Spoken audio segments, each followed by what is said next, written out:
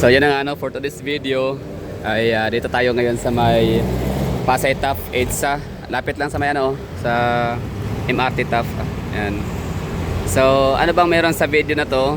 Ano lang share ko lang sa inyo yung thoughts, experience, idea and lesson learned ano na pagka tayo talaga ay aalis, mamamasyal, gagala, kailangan talaga natin ng extra pera no, extra budget sa pamasahe, pagkain, tsaka sa accommodation. So for example, alam naman siguro ninyo no, na every time na ako pumupuntang Maynila, dito talaga ako umaakyat.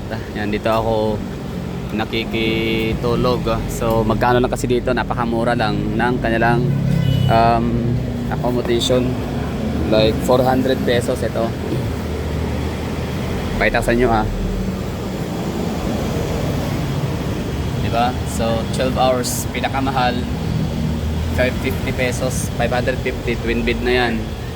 So ngayon ang nangyari is ano to dito, listing no, kumbaga pila. Nakapila na ako dito, palista ika 51. So nagsimula akong magpalista dito alas 11. So time check tayo, alauna na no. So ako naglalagalag muna. Tapos pagbalik ko dito, tatlo pa lang yung nabawas. So 51 minus 3, so 48. So anong oras ako makakatulog kapag aantayin ko talaga yung ano, yung vacant yung aking slot. So ang mangyari, stress lang. So siyempre isipin natin, tulog mahalaga, pera pwedeng kitain niya no. So kita mo to, foreigner. Dami dito mga nakaabang, nakaantay, waiting talaga sila. So yan o, ito sila kawawa tong dalawa. Ano pa to, babiyahe pa to ng napakalayo. So ngayon, ano meron dito? Anong mga lesson na dapat ma-learned? So yun na nga, bali dapat meron tayo extra budget pag naglalakwatsa, no? Hindi dapat yung pera natin ay sapat lang. So ito kasi sapat lang na pera, so dapat may budget extra. So kagaya nito, gusto ko nang matulog, bote na lang meron akong extra budget no. Pwede tayong mag-check-in sa ibang hotel, ibang accommodation. Hindi na natin kailangang antayin ang ating slot, yung ating waiting in line. Baka umaga o umagahin talaga tayo nito alas 5. So ngayon sa kabila tayo sa may Red Doors, powered by Red Doors. Actually dito sa area na to, dito maraming maraming hotel, may mga Sogo. So syempre na-try ko na yung Sogo dito, ayoko yun kasi di pala okay para yung Sogo no, medyo affordable lang siya. Ang problema may kalayuan na, so tamad na ako maglakad. So yan, sa unahan lang naman Sogo. Actually dalawa Sogo dyan, tapatan lang, harapan lang no, tapatan, no, kabilaan kumbaga. So dito tayo talaga sa Floral Mansion. So itong Floral Mansion to Dimorbe branch din. So buti na lang, good thing is dito sa gilid sa kabila merong bakante dito, Red Doors. Yan o, Red Doors. So okay naman siya sa labas, tignan natin. So naman siya no, medyo high-end naman. I mean, hindi siya pipitsugin na na hindi siya yung typical na parang pang lodging house. So nakabook na ako dito ng kwarto, nakakuha na. Tapos fully booked din sila ha. So buti na lang nakakuha tayo ng pang single bed.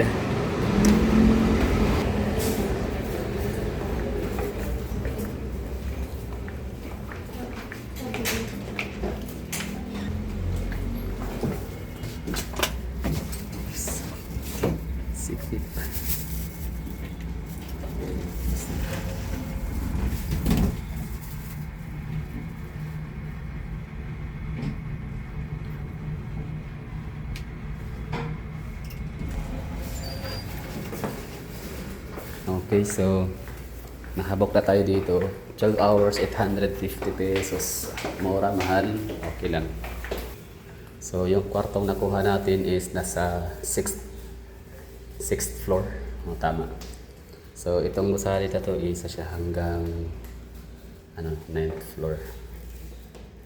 So 850 pesos for for 12 hours no? So okay na yun, wala naman balak na dito, like magstay sa kwarto kasi nga tutulog lang kahit mga 6 na oras, 7 oras, okay na yun. Tapos meron pa pupuntahan bukas kasi nga meron ako mga ipapaayos. Wala kasi sa Davao, so kailangan mo siyang puntahan sa Manila. Ganun talaga no.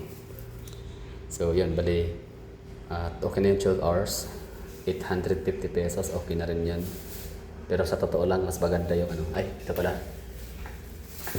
Sa totoo lang, mas maganda yung kwarto ng Dimorbi Floral Mansion kasi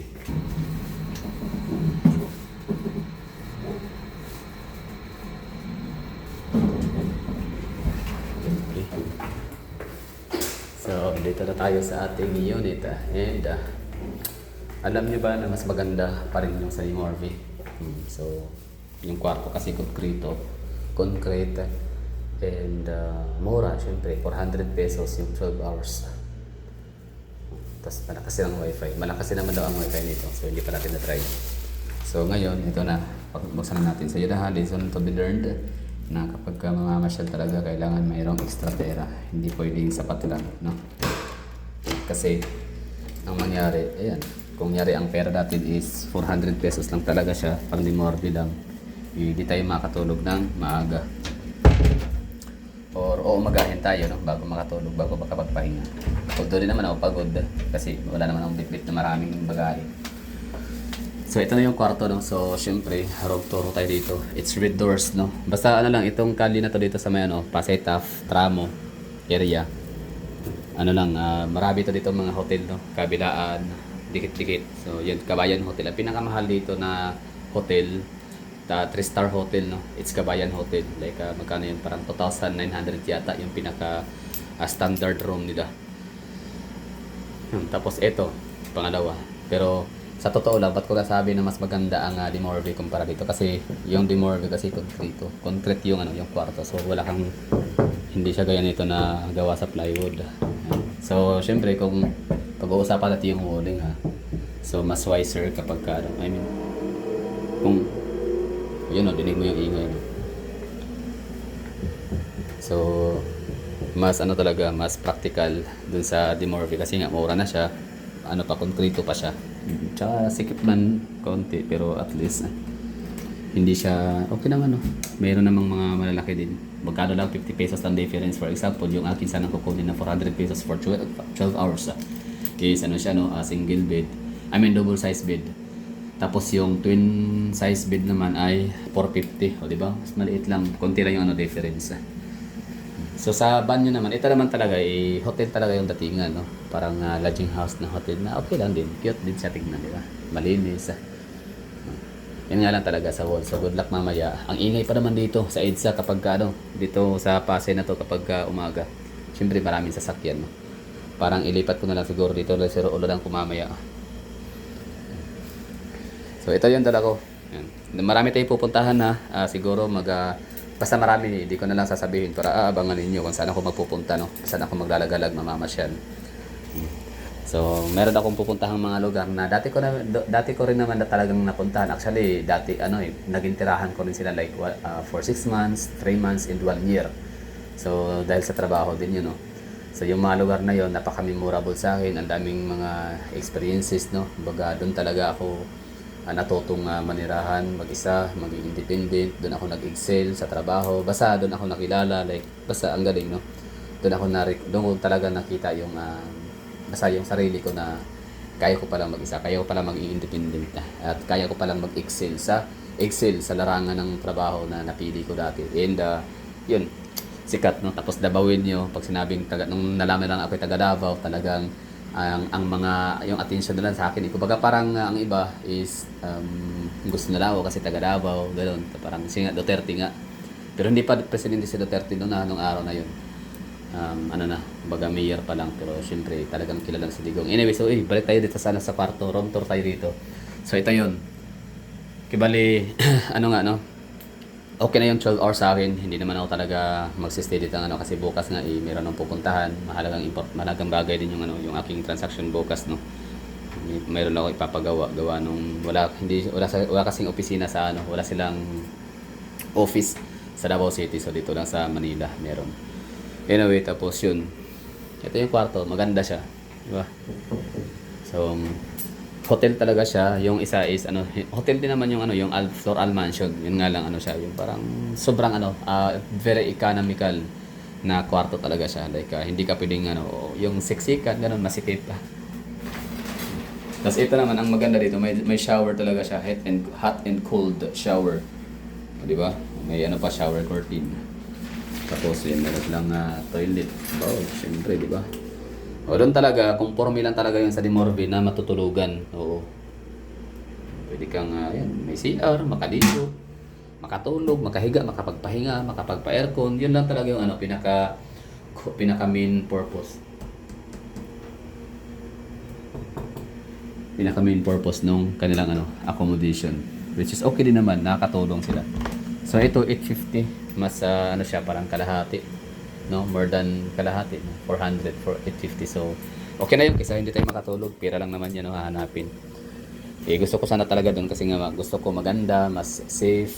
Safe na rin siya, no? Safety, maganda, komportable na ako kasi suki na nga, pabalik-balik.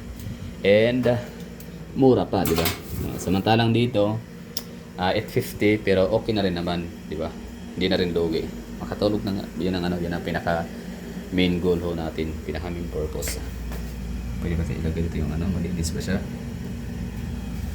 So sana nga hindi tayo madisturbo sa ingay mamaya ng kanilang ng kalye dito kasi nga maraming sasakyan dito lang to at medyo may kabigatan. At ang bigat nitong bag na to, kanina magaan lang yan Anyway, sa tingin niyo maganda ba? So ito lang hindi naman sa sila, kumbaga shinare ko lang just in case kayo mapadpad sa Davao, dito sa Pasay City, sa Manila, tapos gusto niyo magstay sa Pasay City, meron ako marirecommend na 3. Unang-una, talagang number 1 yung yung 900 pesos, yun ang pinakamura. Condominium talaga sa may Park Avenue. Sa may Park Avenue condominium, no? So meron tayong diyan, content kung gusto niyo. I-chat nyo ko. Comment kayo dyan. No? I-share ko sa inyo yung condominium. Kasi pag maganda kasi condominium, 999 pesos. Pwede ka na magluto. Libre lutuan. Meron ng kitchen utensils, basic cookware, kitchen utensils, maganon. Meron na silang refrigerator. Pwede kang mag-store ng iyong mga inumin, no? Mga drinks, ice cream, di ba? So ito siya, hotel talaga siya. So ang libre dito heat. Sa Dimorve wala. Basta talaga pang pang tulog lang talaga 'yon. Accommodation lang, makatulog, makapagpahinga. Ito walang ito talagang siya, hotel ang kanyang setup talaga siya, di ba? And yun na nga, ulitin ko. So meron tayo dito Park Avenue. Saan nga ba may magandang hotel sa Davao dito sa Pasay City? So ito na 'yon. Park Avenue Mansion, yung condominium, 999 pesos for the whole day. 24 hours talaga, hindi yung gaya ng iba na 22 hours, hindi. Sa kanila 24 hours. And etong Floral Mansion na inalisan natin, hindi na tayo nag-antay talaga kasi sobrang daming pila. Oo, mura, maganda, pero wala, daming pila talaga. So dito na tayo ngayon, bagsak sa Red Doors. 850 pesos for 12 hours. Ito yung hitsura. Meron tayo ditong window view. Yan yung window view dito.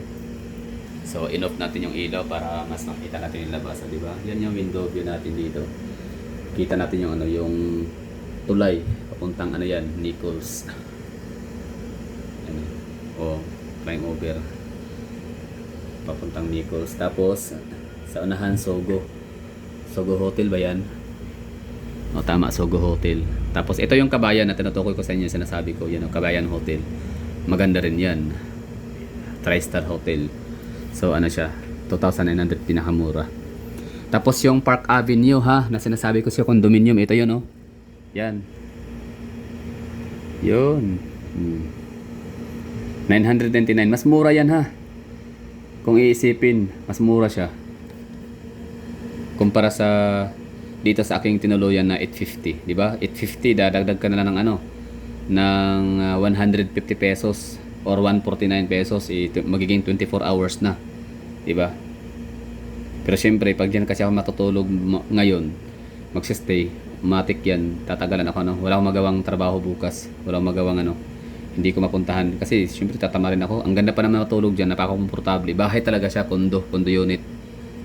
So maganda ng higaan, lamig ng aircon, laki ng banyo. So talagang mahirapan ang gumising na mas maaga.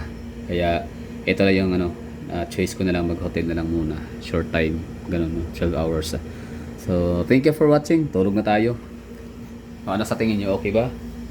So ganun lang ha, basta ano, magdala ng extra kapag mamamasyal. Pero syempre, ako lang naman dito sa ating community, ako, kayo na nanonood, so, tayo lahat dito sa aking channel. Tansya ko, ako lang yung mahirap. No? Lakot, ano siya, mahirap na gala. Yun lang. Diba? Pero syempre, pag ano pag gusto talaga natin yung isang bagay, walang hadlang kahit pa walang pera, di ba? Dahil nakaugali natin yan na money racing, di ba? Naging habit money racing, naging ano natin talent and bisyo. So mamamasyal pa rin kahit walang pera. Sila, maraming thank you sa mga nanonood dyan and good night. Okay na to kasi wala, di ba? Kasi mapuyat May heater, may telephone, ganda ng aircon. Okay. May TV din syempre pero ayoko manood, di ako mahilig. May Bible, Holy Bible.